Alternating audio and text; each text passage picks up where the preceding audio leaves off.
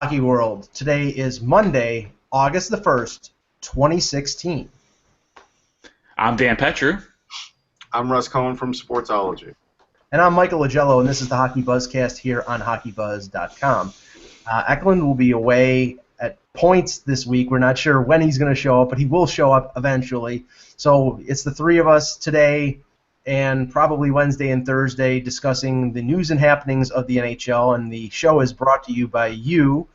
Go to patreon.com/hockey and give all till it hurts. I got tons of stuff to give away, so anybody making a donation today, put what team you like, and we'll start giving stuff away. I got boxes full of stuff over here. Let's just give stuff away. A few of the winners already posted on Twitter. Yep. My Flyers book went to one of our listeners' moms, which is nice, and so yeah. Sent some cards out to the Flyer fan last week. Also sent out a Zach Parise game used jersey to one of our Wild friends. So anybody who makes a donation, even team or player that you like, we'll send something out to you. Yeah, all my stuff went out Saturday.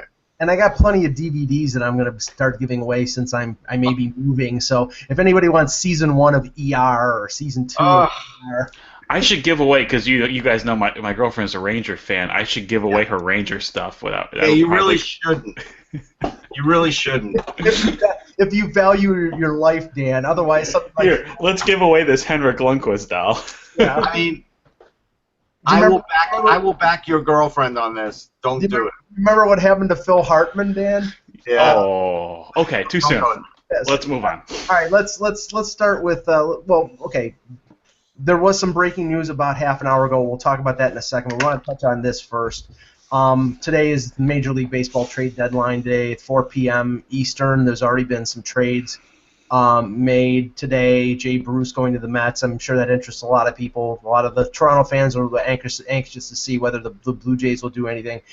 But the surprising moves have been from the Yankees, who last week traded Chapman.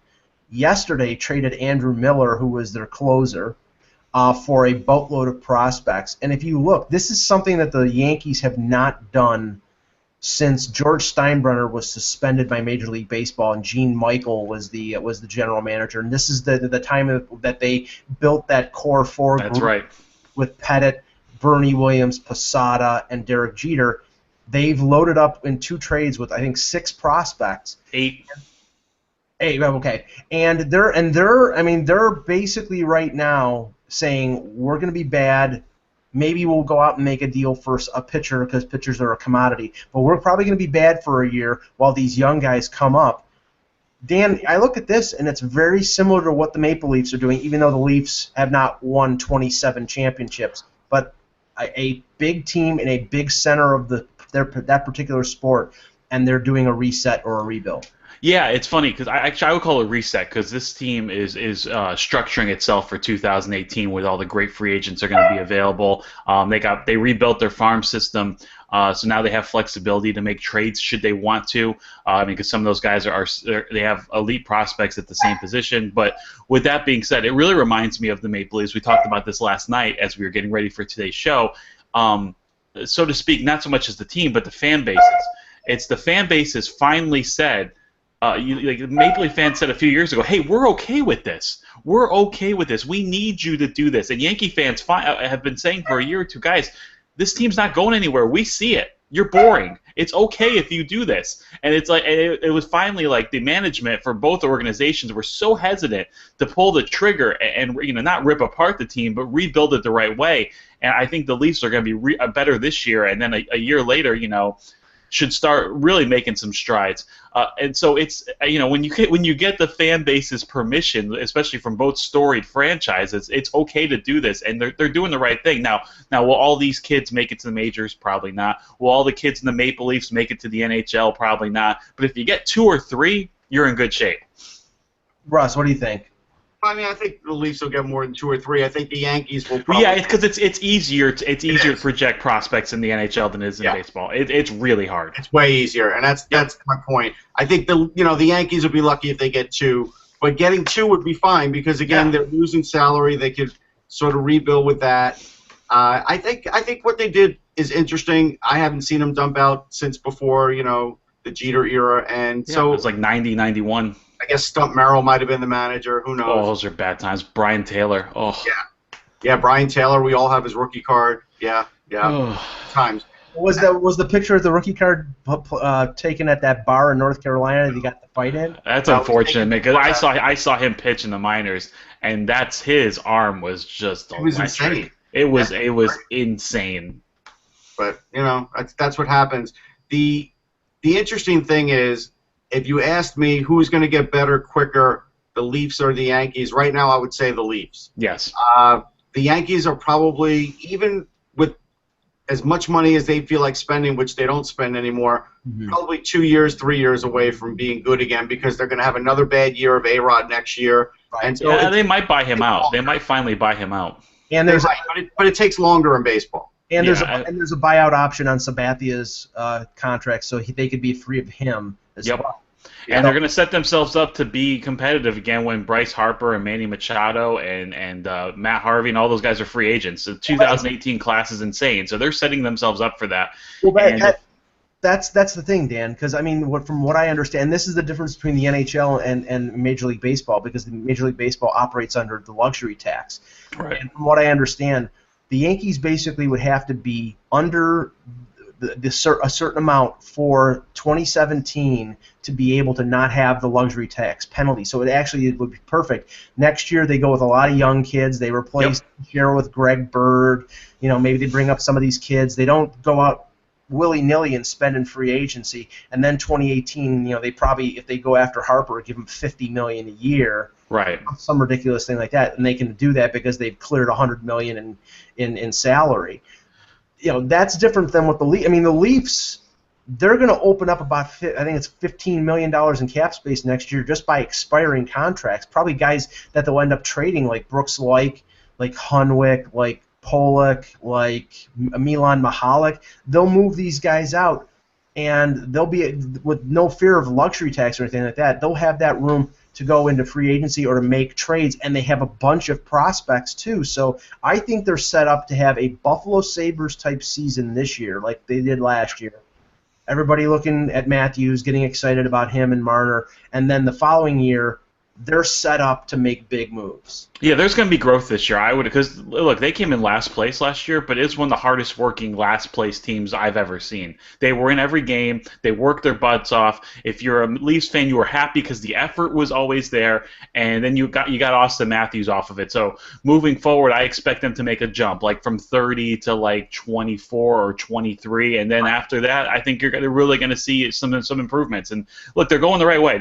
I think if you're a Maple Leafs fan, you have to be excited with the direction that this team is going, and arguably with Lamoriello, Shanahan, and Babcock, you couldn't have three guys better qualified to be doing their jobs than those three right there. And after enduring a season where it was 41 games of drudgery, Russ, I think Leaf fans, they'll make some mistakes. They're going to play a lot of kids. There are some players who may not be NHL ready, or some veterans who may not be maybe past their prime or not good enough anymore. But you're going to have Matthews and Marner and Nylander and a few other young kids to look at. And I think for Leaf fans, that'll be enough for this year. Yeah, but the difference with the Leafs is, they have turned the corner and the fans have turned the corner on what they're doing. Even Joe Girardi yesterday in the press was sort of denying everything that's going on and saying, well, we're still going to really try hard and we're not giving up. And you know what? Babcock didn't go that route. And Right. Joe Girardi shouldn't go that route, but he is. And so that's going to take a little longer for everybody to sort of embrace what they're doing. So that's where the Leafs are a couple of steps ahead of a team even like the Yankees. Well, Yeah. sorry. So go ahead, Dan. Well, no, I was just going to say, too, is you have a healthy James Van Riemsdyk this year, and you got Morgan Riley, and Frederick Anderson is going to make the Maple Leafs better. So I think you do have some veteran presence there where, they're not going to make the playoffs this year, but like I said, you could see a jump from dead last to around somewhere in the low 20s, and I think you'd be happy with that because that means you're knocking on the door of the playoffs. and Brian Cashman is not talking about paying like Babcock did, and the Yankees are sort of, as you're saying, Russ, they're sort of paying lip service by getting Adam Warren back in the Cubs deal, getting Tyler Clippard from Washington. That made no sense other than, well, we have to have a closer, so we might as well get Tyler Clippard for the next 2 years. You still need players. You still need people to pitch the 6th and 7th and 8th innings, and I think both of those guys are fine, and they can be placeholders for the next couple of years. You still need some placeholders, and they're good placeholders. I think it's more the fact it's sort of like the Leafs did last year with guys signing free agents like Brad Boyes, bringing in these veteran P. Parento, bringing in these veteran guys. They didn't want to rush the young guys, so the Yankees don't want to call up these guys from AA or AAA. They're going to let Warren and Clippard be the 7th and 8th inning guys to keep those young guys down for another year, and then maybe come in spring training next year. Anyway, so I think it's a pretty interesting comparison, and the deadline is at 4 p.m. on Friday, or 4 p.m. today, So we'll see if there are any other deals. Moving to hockey, moving to what happened in the last hour. Very interesting, very unexpected. The Arizona Coyotes place Antoine Vermette on waivers for the purpose of buying him out. Now, I looked, Vermette had a pretty good year last year, 17 goals, 21 assists. We know that Arizona is a team in transition, young team. But he only had a year left in his contract. He was an unrestricted free agent, so the factor of expansion was not, he had a no-move clause, but expansion was not a factor unless they would have to protect a guy who, even though he was becoming a UFA, he would be on their roster at the time that the expansion draft would happen, so maybe they would have to protect him. That's the only reason I can really understand the motivation here.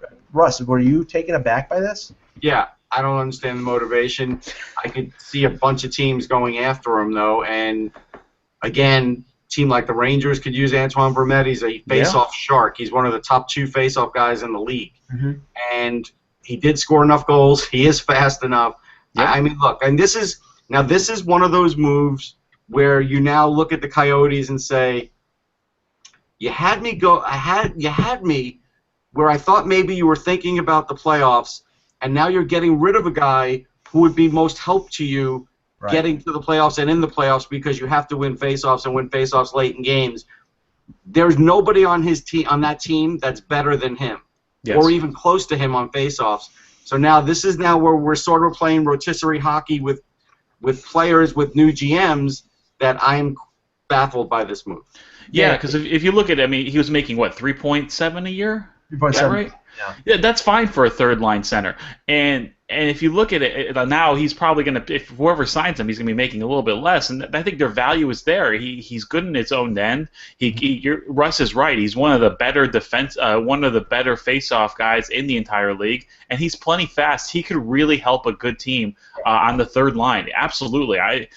You can pencil. Look, is he going to be a 60-point guy or 55 like he has in the past? Probably not. But you can get 35 to 40 out of him, and I think whatever this new team's going to pay him, maybe 2.5 a year, the value is going to be there. But if he helps your team so much in your own end, it's almost like, look, I know the analytics aren't there, and that's where something you look at, and it's like the analytics say he's a third line center or a fourth line center. That's fine. He doesn't have to be.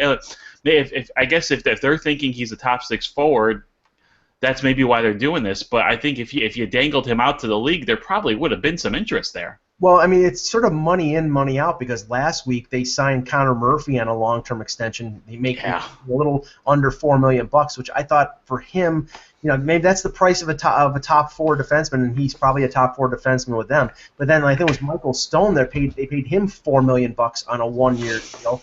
So now they move money out. I think Russ, I think it has more to do with the fact that coming in, Dylan Strome is probably making this team. Christian Dvorak has a really good chance of making this team. Yeah, but you're talking about guys that are going to get owned on faceoffs in their first year. Right. So Russ is right. Russ is right. If they're saying that Dvorak and Strome are making this team, Russ is saying, I agree with Russ 100%. Then they're saying to their fans, we're not making the playoffs this year. Right. That's the clear message here, and that wasn't the message 2 weeks ago in free agency. Now we're sort of getting the message that, we're saving some money. The Stone deal is the key. Is it's 1 year, Mike. They're sort of still operating as that team that doesn't have playoff aspirations. Now, secretly they might, because every team wants to make the playoffs, but they're not selling me as a playoff team. That's the difference. Yeah, and I still have to be sold that Mike Smith can come back and be a number one goaltender. I don't know about that. I mean, this may be an admission that this team is a year or two away, that they want to get Strome and Dvorak in there to have them learn on the go, have the exposure, learn playing, and find out what they need to do, and then maybe next year they get better on faceoffs and they improve. I mean, it's a little confusing. I think you're gonna see what you saw from last year. You're gonna see some good moments, like you saw Duclair and Domi look good for about 40 to 45 games, and so you hope this year those two progress. Maybe they look good for 60 games, and you're going to see about 35 to 40 good games out of Dvorak and Strome, but that doesn't equal you making the playoffs. It equals you back in the lottery. How many more years is on the Mike Smith deal? Do we know? I think it's 3. It's 3. I can look it up. Wow. It's 3? Wow. See, so that's the thing. So if you're selling me on a rebuild, you still have Mike Smith there. By the time this team gets good, you're either in the last year of Mike Smith or Mike Smith is gone. Right. Right, and Louis Domingue is your number one goaltender. Yeah, three more years, including this year. 3 more years at 5.6 a year. Oh my goodness! It's one of the worst to me, it's one of the worst goaltending contracts. It's him, Kari Lettman. I mean, there were some bad deals out there. But now, just switching to Vermette for a second, and I remember we were talking about this on a Buzzcast last month. There was a lot of talk about Vermette being traded to the Bruins. There was now if you think about it, Chiarelli, I'm not sure if he drafted him, but he was part of the Senators organization when Vermette was in Ottawa. They lost Chris Kelly. I know they brought in Backus, but Backus could play center or wing, and apparently he's best buddies with Patrice Bergeron. So there are a few teams out there. Maybe he goes back to Chicago. Maybe Boston. It looks like Boston is going to try to win the next 2 years with Chara under contract before they take that inevitable dive down. So I mean, I think he fits in. I think he'll get a contract. He'll get a look from somebody who is a team that is a contender. But at 34 years old, I don't think he's a guy who comes in a rebuilding situation. I don't think so. Yep. All right. The other news from yesterday, it was a little surprising. We thought that this was going to go to finally an arbitrator making the decision, but I think it was 25 players. All 25 either got settled before arbitration, the hearing, or after the hearing, but nobody went to the arbitrator. So I'd like to have that job, by the way. Be the arbitrator, hear one hearing, get paid for 25, and not have to make a decision on anything. That's a dream. It's because of the threat of the arbitrator, Mike. Yes. That's why. Yeah. And Tyson Barrie. I think Barrie would have won this arbitration. For all we know, the arbitrator is 6'10", 315 pounds. Like, we don't know. I think Barrie would have won this deal too if you just base it off what the going rate is for a top 4 defenseman. Right, and the parameters on this were, I think it was 4 or 4.25 on the Colorado side, and Barrie was asking for 6. Now, Barrie was asking for the same amount, and this is weird because Barrie was asking. This is like Ryan O'Reilly. Barrie was asking for the same amount as Eric Johnson. This is O'Reilly asked for the same amount as Matt Duchene. Colorado has that cap, that cap management thing where you cannot be paid as much as the top, who they consider the top guy. And sometimes it doesn't work that way. Evgeny Malkin makes more than Sidney Crosby. It just happens to be that way. Right. Anyway, Barrie signs a 4-year, $22 million settlement offer with the Avs. Ross, what did you think of the deal? Well, there's a couple things. Tyson Barrie only wanted 1 year. Now, we did speculate, and I forget who it was that said it. Maybe it was Dan, maybe it was Zach, that maybe he only said 1 year because he sort of gave up hope on getting any kind of long-term deal out of him. Right. Now he's got a long-term deal, but this does sort of feel like it's going to be a sign and trade at some point. I don't know why. It's ingrained in me. It doesn't mean it's going to happen, but I get that feeling. You know what? That's not a bad deal for he becomes desirable because of that contract. Look, Tyson Barrie is not he's not Chris Pronger in his own end. He's not Adam Foote in his own end. But he can move the puck and he can score points, and that is extremely valuable in this day and age when it comes to defensemen, and they're a puck-moving defenseman that can run a power play and put up 40-something points, 50 points is extremely desirable. And if he was to test the open market, he would definitely get more than that. So I think that this feels weird, Russ. It feels like I think this is a great deal for the team. I think this is a good deal for the player, but it still feels like he's going to get traded. It does. It really does. I mean, and it is definitely a contract that a lot of teams could swallow, and I think that's what happened here. I think the agent got together with the team and said, "Look, let's sign this deal. This is very good for us. It's very good for you. You can still move him." He doesn't have it. The reason I think it's going to be a tradable deal is we didn't hear about a no move or any kind of extensions on that deal. So the fact that what player in this day and age signs a 4 or 5 year deal and doesn't have a no move or a no trade? Nobody, unless they really want to be moved. Right, at least usually you get at least a no movement clause or a limited no trade clause, or at least some protection in the first couple years. Nothing. Yeah, and I'm pretty sure that this contract buys out 2 to 3 years of unrestricted free agent. I think it's 3. That's why he wanted the 1 year deal, because he could walk as an unrestricted free agent at the end of next year. I might be off on that, but they did buy unrestricted years, and $5.5 million is what Alex Goligoski got. I think Tyson Barrie is a more effective offensive defenseman. He's got a booming shot from the power play than Alex Goligoski. I mean, I think he's closer to. He doesn't have the size that Keith Yandel has, but he's closer in terms of his abilities to Keith Yandel, and Yandel made over 6. Right. So, yeah, I saw a stat that there was only. Let me get it. It was from Pete Jensen at NHL.com. Go ahead, keep talking. Yeah, I mean, I agree with both of you that I think he'll end up getting moved. I'm not sure if it'll be right away. Here it is.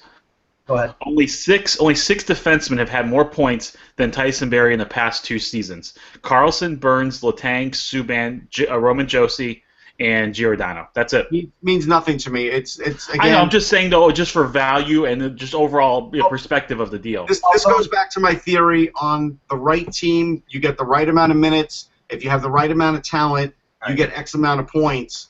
You put Tyson Barrie on a team that's got 2 or 3 other good defensemen. He's not getting the same amount of ice time, same amount of power play time. Some of that's going to get trickled off his minutes, and so that's where I think he's able to put up those kinds of numbers. I don't think he'll put those up everywhere. Yeah, and of those 5 defensemen, I think probably 4 of them are better two-way guys than Barrie. Of course they are.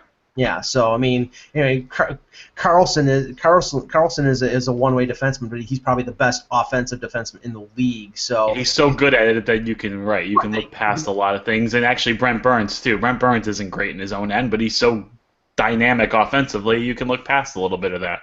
Yeah, no, I mean, you look at Colorado and you say, okay, this deal makes sense, and said for year after year that they need to improve their blue line.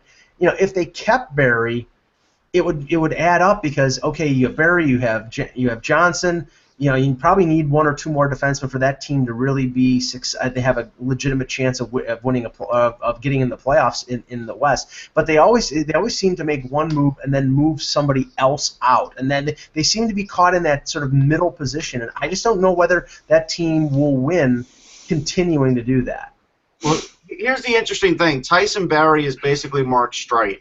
He's got the similar deal to Mark Streit. He's got the similar amount of points to Mark Streit. He's got the same minus. He is Mark Streit, and you can see Mark Streit really hasn't helped the Flyers win anything more than a round or so in the playoffs.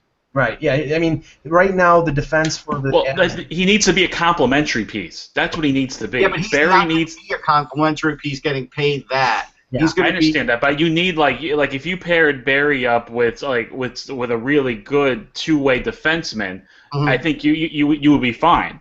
Yeah, but they don't have that really good two-way defenseman. Well, and I don't know whether they'll prepare him with Boschman, but I mean, that's the problem. Boschman 10 years ago, yes. Right, exactly, and Boschman's slowing down. But I mean, you look at their defense right now. I mean, Johnson's a very good defenseman, and now they've got Barrie locked up. Boschman's got 2 more years at $4.5 million. They bring in Fedor Tutin after getting excised from the Blue Jackets. Eric Jelena, Patrick Wierkosh, and Nikita Zadorov is a good prospect. So basically, half this defense is rejects from other organizations. It's not exactly the 78 Canadians.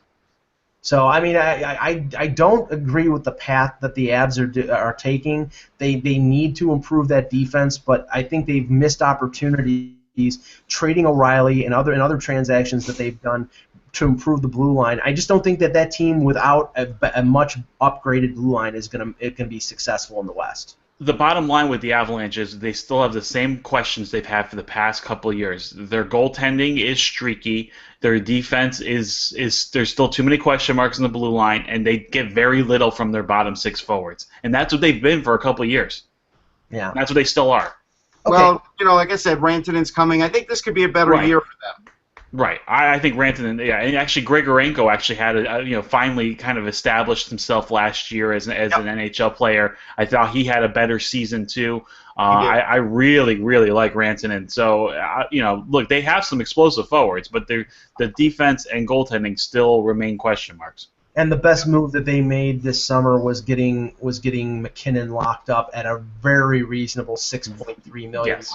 I mean, I think he's one of the best young forwards in the game, and I thought he was going to make seven and a half. But they're underpaying him, and he's locked up, I think, for 6 years. So that was 7 years. That was one really good contract for them. Okay, there were a few signings, one over the weekend, one late last week, and we're getting to the point of the summer where it's either tryout, invite, or pro contract.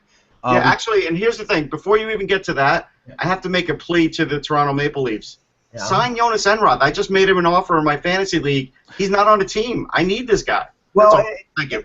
No, we'll just riff on that for 1 second, Russ, because it was reported in a Swedish website last week that Enroth was close to signing with the Leafs. And all of a sudden, and ever since, dead silence. And when I exchanged messages with you, I said, "Is this the fact that the story got out, and that Lou is basically saying, okay, now it got out, I'm going a completely different direction"? I think he's just waiting now. He stalled the Nylander thing too when the story broke, and he's just stalling this too. I think in another couple days it'll happen. Because there was a report, and I can't attest to the validity of it, but there was a report that they were kicking tires on Anders Lindback. And I mean, if they're going down that road and not going for Enroth, I mean, they're not. I think they're You'd just. rather have Enroth. You'd absolutely rather. Of course. But I mean, you got to remember, Dan. I mean, they want to be successful. They want to be as good as possible. It's not like last year that they're aiming for last place. But in the grand scheme of things, this is a rebuilding year. Does it really matter who the backup goaltender is? Not really. I mean, it could be Sparks or Bebo too.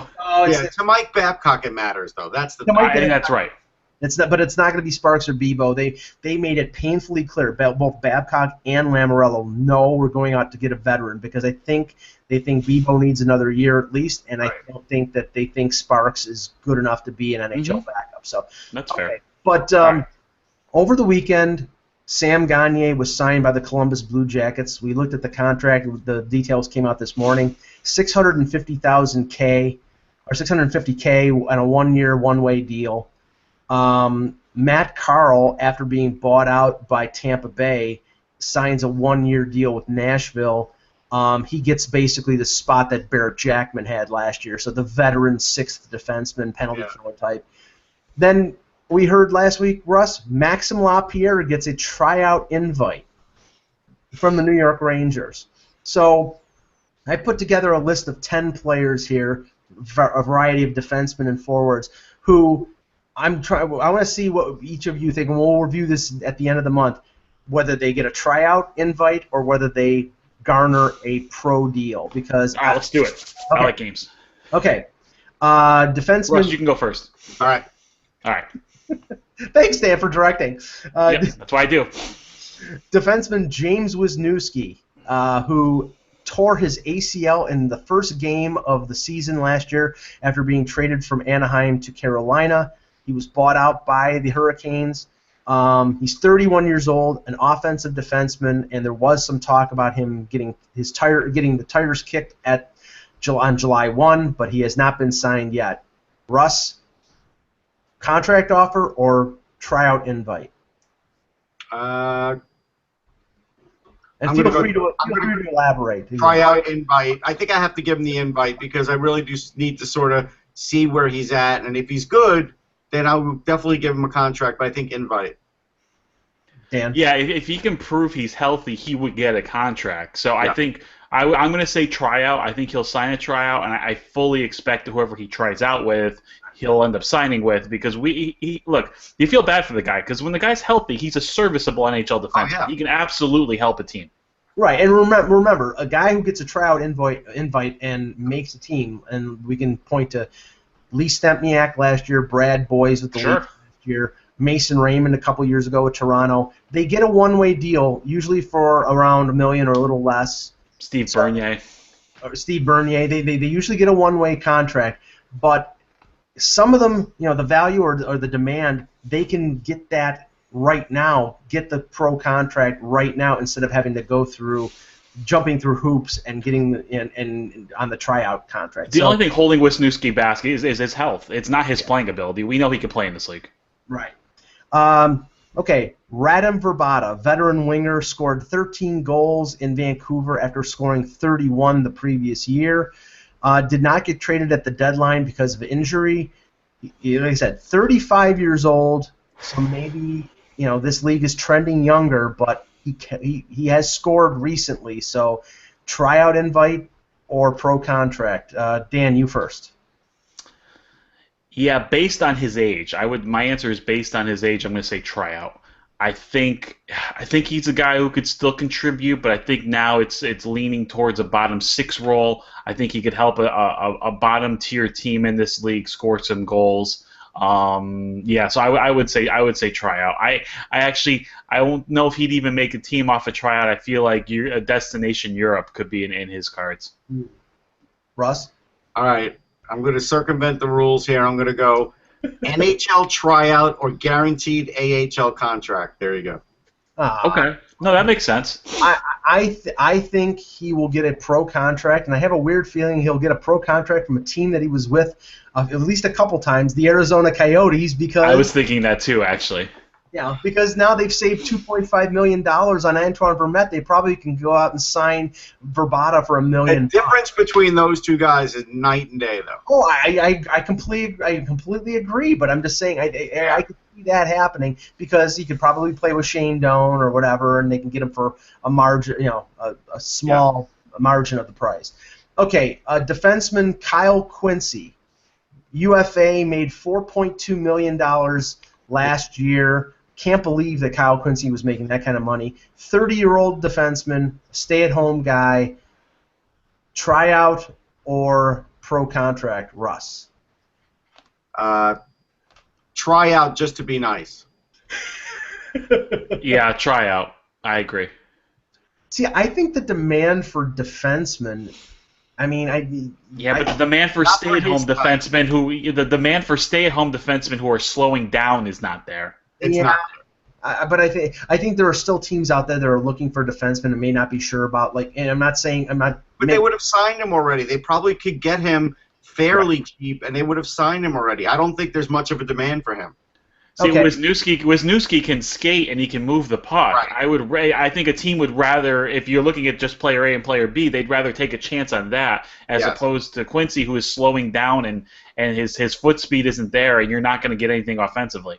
Okay, you sold me. I'll say tryout invite. Alex Tanguay, 36 years old, was traded from Colorado to Arizona. Actually played really well with the Coyotes after the deadline. Scored a bunch. Still unrestricted free agent. Tryout or contract? Dan, you first. It's funny. I thought he was really, like I said, really slowing down, and then he kind of did like similar to what LeCavalier did with the Kings. He played well for Arizona. I still think it's a tryout. I still think it's a tryout with a non-playoff team, but he's someone that I think if you need a veteran, if you have a young team in Toronto, maybe Arizona, I think you want to put some veterans around them. I think a guy on a one-year deal would be good. So I'm going to say tryout, and I think he would probably impress well enough in the locker room and in a camp that he would get a one-year deal. Russ? I'm going to go tryout with the hopes that he may join my coaching staff. That's fair though. That's fair. I think he could get a pro contract, depending on the scenario. I think that what he did at the last part, and you cannot overestimate what happens in the last 15 games of the year. He did it in garbage time. Yeah, he did. Sort of like Colin Greening did with Toronto, who had played in the AHL for a year and a half, and then all of a sudden he scores 7 goals in the last month and a half of the season. So, okay.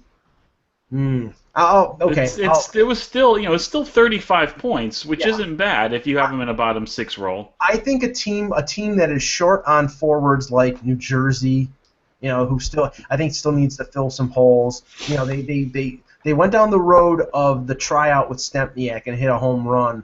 If they judge that a guy like Tanguay Hill still has something in the tank and they have a lot of room, I think that. I don't think Jersey will go there because they're already doing that with Elias probably. Well, they're really going to bring him back. Yeah, I was going to say. Or at least bring him into camp and then see. If he still, yes, if he still wants to play, but right. Don't you think that's a little weird though? The guy who's who won a couple Stanley Cups, who's one of the greatest forwards in Devils history, is going to come in as like a non-roster invitee. I don't think it's weird if you want to keep playing. Mike Keane played in the AHL for like a million years after his contract, right? Yeah. So I think it'll be good for Zacha. So I think the team would definitely want to at least keep him around and see what he's like until the season starts, and then tell him where he sits. Well, maybe this is a scenario just like that one, because Paul Gaustad, face-off specialist, Nashville Predators, had a long contract. It was a UFA. They didn't trade him last year because they were in contention. He's 33 years old. His offense has dropped off, but he's still one of the best face-off guys. He's still out there. Russ, tryout or contract? Just a tryout because he's too slow. Right.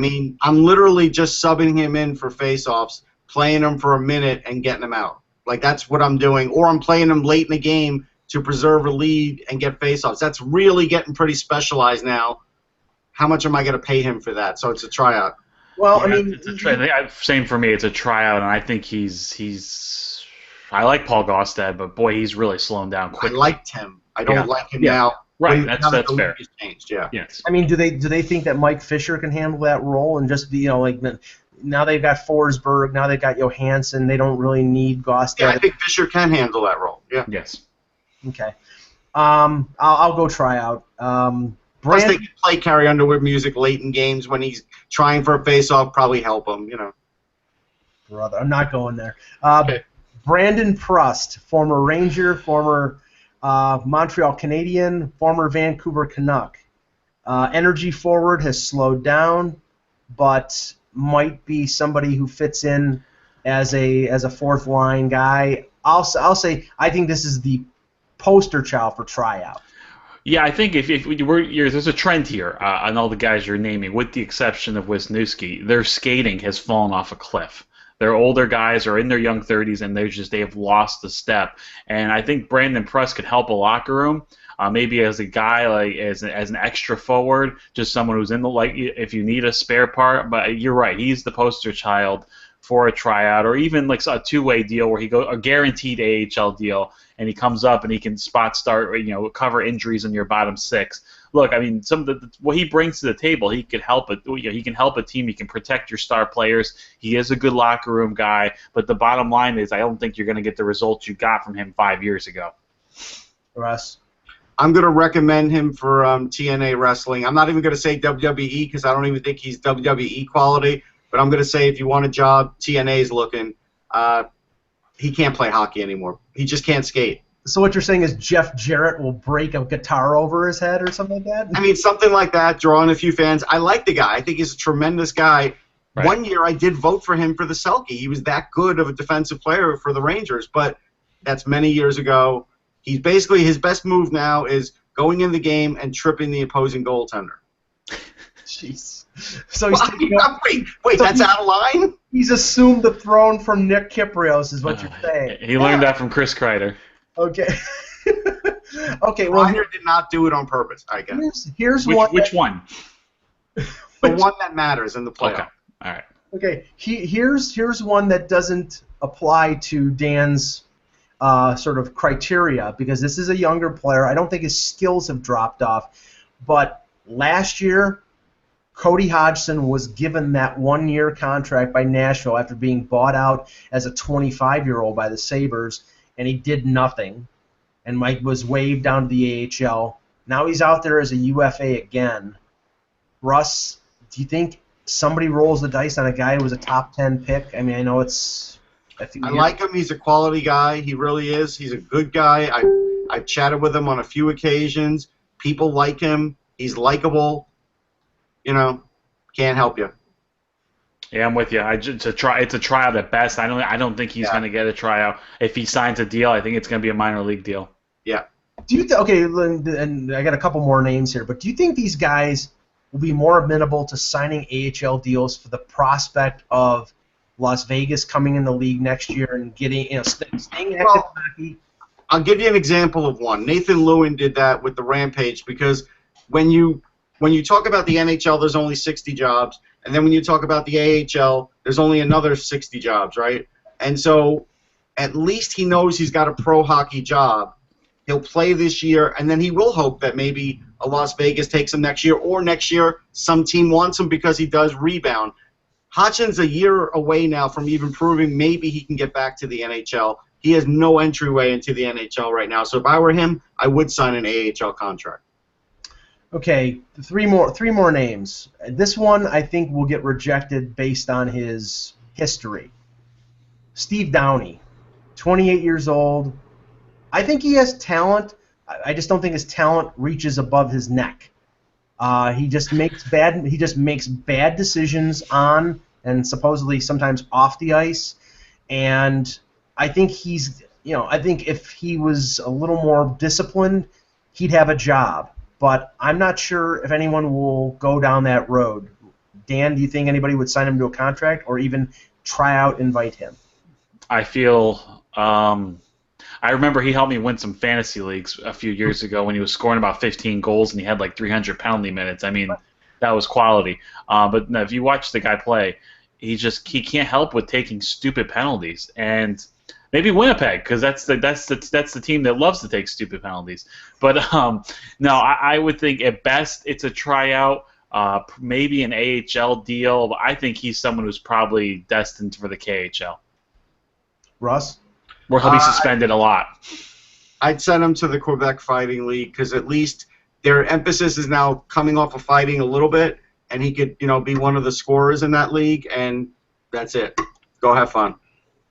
Yeah, I don't think anybody's going to go down that road. I think he's. The NHL has changed, and you just can't employ guys who sit in the penalty box at the expense of your team anymore. And look, Steve Downey had talent. I covered him in the World Juniors. Yes. He was a fast skater. Even on the Flyers, he could keep up with most everybody. He just always took dumb penalties. He always, like the hockey IQ never got better. If Downey was a little bit more disciplined, we would talk. He would be a similar player to like a Cal Clutterbuck. Yes. Even though Clutterbuck takes some bad penalties and he's annoying and he's a pest, he does some stupid things at times. He has a smart enough hockey IQ, and if Downey had that, they'd be very similar players. Yeah, and he has that annoying quality that could be like an Antoine Roussel. Sure. But the thing is, he mitigates that by just taking and Roussel takes his share of stupid penalties, but Downey goes over the top. It's one or two a game. It's one or two bad penalties a game. Yes, and I still remember that flying body block on Dean McCammond. That I'll never forget that one. That was. I know that one. I think I was there in person for that one. Yeah, Dean McCammond was the recipient of quite a few of those hits. He was. I always refer to Dean McCammond. I'm sorry, Dean, if you're out there. I always refer to Dean McCammond as a professional victim because he always just got destroyed. Okay, two more names. One was Russ. Russ, you know well. He may be done with, but I'll throw out the name, Dominic Moore. Anybody give him a kick at the can? Yeah, I think someone will give him a tryout because even though the speed's fallen off a little bit, it's not fallen off entirely. He's still a good face-off guy. I think someone will give him a tryout. Yeah, he's someone I expect to get a tryout. I think he will. I think he'd be on. I would expect he would be on an NHL roster. He could still play bottoms. He could still be a fourth-line player in this league. He's definitely trailing off, but like Russ says, it's still there. There's enough there. And finally, Dennis Seidenberg, bought out by the Bruins, 34 years old. a Warrior, lots of injuries, has slowed him down. Again, it's defense. It's an area where a lot of teams need, and he probably could fit in somewhere as a bottom pairing veteran guy. I think there's a possibility he could get a contract because it's defense.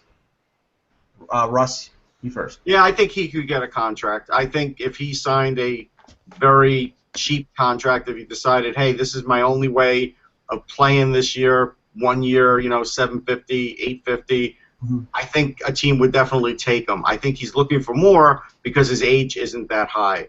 So, but I would sign him. I think it's a tryout, but I think it's just based on his injuries and his history, his inability to. He's always getting hurt. Similar to Wisniewski too, just ravished by injuries. When healthy, a competent player, and if he's healthy, I still think he could help a team in a bottom six role. Okay, a couple bits of news before we end today. Clayton Keller, first-round draft pick of the Arizona Coyotes. Has decided that he's going to go to Boston University. There was an opportunity for him, or possibility of him going to Windsor. I remember Russ at the draft combine. I think it was Logan Brown who was talking about, swaying Keller to come to Windsor. But Keller said 99%, and I was never thinking he was in danger of not going. Yeah. Now he's in danger of not playing more than one season. Absolutely. There's a lot. Actually, most of that BU team is in danger of playing not more than once. That team is absolutely loaded for this season. Right, and I was gonna say, what is this with BU? Because Eichel went there for 1 year and left, and now Keller is going to go there probably for 1 year and then go to Arizona. BC loses 3 or 4 guys every year. They do. Yeah. And when BU was in its heyday, they were losing 3 or 4 guys every year. They were in a little bit of a downturn before Eichel came back, but if you look at their last couple of years come recruiting, they're definitely back on the top, and I would expect them to have, if everybody stays healthy, they're going to be I think they're the cream of the crop this year. They're on the short list to win a title. Yep. I mean, Russ, do you think? He's playing his freshman year in college. I think he's going to be a really good pro. Do you think? I mean, that he has a chance after playing a year at BU to step right into the NHL, or?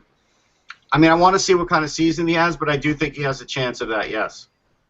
Because then you have to factor him into the situation with. Even though Vermette was a UFA at the end of the year. I mean, sort of, they just cleared the way. It's a strange move. They cleared a center out to give these other guys a chance at, maybe they want to see what Strome is, what Borak is. But Keller could play in the AHL. He can. Right. That's a big thing there, too, because since he's coming from college, he could play in the AHL next year. Yep. Right. Yeah. Okay, Russ, you had something to bring up about PK Subban? Yeah, so the PK Subban, we all knew he was doing that event just for laughs. That's tonight. But this morning, there was a press conference. I don't have any of the details of the press conference, but there was, a press conference, and I think this is in Montreal, if I remember correctly. So we should look out for some of the articles being written about this, because I'm sure he was asked some pretty interesting questions from the Montreal press. So I did put it up on Sportsology. He's also doing a charity auction, which is nice. Yep, I mean, it's tough for me to get over the singing incident in Nashville with PK. Oh, there's going to be more of those. Oh, I'm sure. He's going to let's just say he'll be very popular in Nashville. I could see him like roping cattle in a couple weeks, something, Actually, it's not a charity auction. I spoke incorrectly. He's selling a jersey that the picture of it's on the website, but it's $199 for a Subban 76 jersey, and it says just for laughs, and that's going to basically the Montreal Children's Hospital Foundation, his charity. So again, that's pretty well worth it. I hope he sells a bunch of them, and that would just show you how popular he still is in Montreal, because I'm sure he is. And finally, the name of Kelly McCrimmon came up last year in connection with the Maple Leafs. They were trying to get him to join their big scouting staff with Mark Hunter. Didn't end up happening. He stayed with Brandon and the WHL, who had a legitimate chance to win the Memorial Cup. Well, Kelly McCrimmon is now joining Las Vegas as the assistant general manager to George McPhee. So, Russ, I think that was a pretty good ad because he's very well respected in hockey circles as a great evaluator of talent. No, it's a good ad. I mean, I like what they've done. It's a shame it's going to be 2 years away. This season we have to sort of they're just going to be George and Kelly will be showing up to work, figuring out the plan every day, eating out every day. I mean, it's going to be. Well, I actually listened. He was the Las Vegas Hockey Podcast. He was a guest on this week, right? And it was a really good interview. If you guys haven't checked it out, definitely check it out. Where he was saying, McPhee was saying this is actually helpful because he has he's gonna have his 3 scouts in place soon, and him and McCremen can actually go watch teams. He said the general manager usually doesn't have time to go actually watch players, but both of them are actually gonna have a chance to almost be. They're not gonna scout as much as a scout would, but they can go out and meet with scouts and meet with players, go watch teams, and actually have some time to do that this season. Now, that's what I mentioned earlier. It definitely is a scouting year. I mean, that's what you have to do because you have to be ready, and I think that's smart. There's a little bit of breaking news. This is going to make everybody laugh, but so basically McClellan over in Edmonton has confirmed that there will be a captain next year in Edmonton, but he will not name who it is at the moment.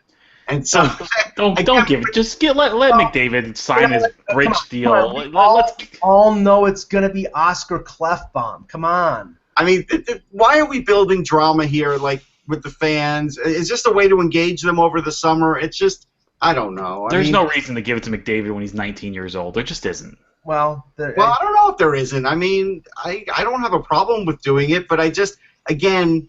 It's unnecessary pressure, is what I'm saying. He doesn't need it out there for wild speculation. That's my question. That's true. That's a fair point. It's tantalizing. That's what it is. So just touching back on McCrimmon for a second, I wonder who he would want. Like if Las Vegas got the #1 pick, some kid who's playing for his team right now named Nolan Patrick. I wonder if he would draft him. It's like, I mean. Well, they're locked into the 3rd pick, right? They have the odds of the 3rd pick. They can win the lottery and get the first, though. The worst they can do is 6. I like that. I think 3rd is a good place to put the expansion team. Yeah. But I haven't heard the news about this, Russ. I mean, is he? I mean, because right now there is no team to manage. I mean, he'd be scouting, but was he going to stay with Brandon for this year and coach them because they have a chance? Again, with Patrick, they have a chance to be a very good team, or is he completely done? And it's a good question. I mean, he probably could work it out where he could do both, but I don't know. I mean, it depends what McPhee wants him to do. Right, because that's really the key. You can say I'm doing a job as scouting if I'm coaching and general managing in the WHL, which is absolutely. Yeah, so I mean he could do kill 2 birds with 1 stone. So there's one more thing before we wrap. Sorry, Dan. So Don Henderson, the guy that Dennis Weidman, the lineman that he hit from behind, had neck surgery, and it looks like his career could be over. And so we want to just wish him well, but also this is why the Weidman case is widely contested and why we're having all these problems, because a poor guy's career could be over. Right. Yeah. We can't forget about that. No, and it's just, I mean, it was an unfortunate incident, and I mean, and we'll talk about Weidman and the whole system at a later date, but, I just don't think there was intent there with Weidman, but, people will disagree on that, and we'll discuss that on a future show. Yep. Okay, great show, guys. We'll be back tomorrow with Russ Cohen and his pal Anthony Mangione, and we'll discuss whatever. We'll come up with something. We have no problem talking. For Dan Petru, for Russ Cohen, I'm Michael Agello. Thanks for watching, and remember, without the buzz, it's just hockey.